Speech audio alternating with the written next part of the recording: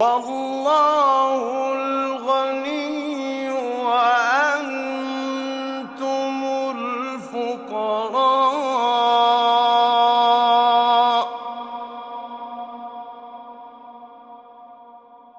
وإن تتولوا يستبدل قوما غيركم ثم لا يكونوا أمثالكم.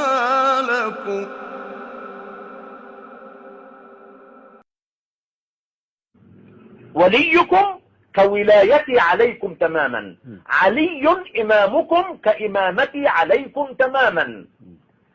علي وصي في البيان وفي كل الوظائف النبوية، يتلو عليهم آياته ويزكيهم ويعلمهم الكتاب والحكمة، وإن كان دي وظائف النبوة، وظائف النبي، وظائف الرسول يقوم بها خليفته ويقوم بها وليه الذي نصبه الله على ما أهله من نعم. نعم العلم، ونعمة الشجاعة، ونعمة المروءة، ونعمة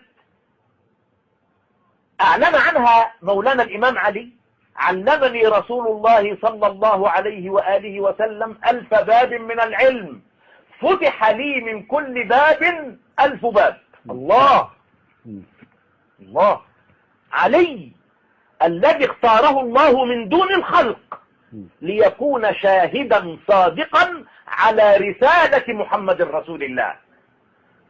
ويقول الذين كفروا لست مرسلا، قل كفى بالله شهيدا بيني وبينكم ومن عنده علم الكتاب. الله يقول: قل لهم كفى بالله شهيدا على أنك رسول حقا ومن عنده علم الكتاب. المفسرين قالوا ايه؟ قالوا هو عبد الله بن سلام.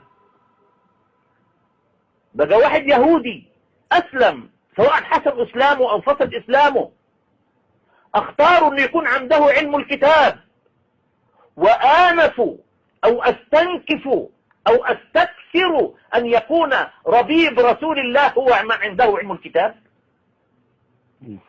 الذي قال فيه مولانا رسول الله: علي رباني هذه الأمة.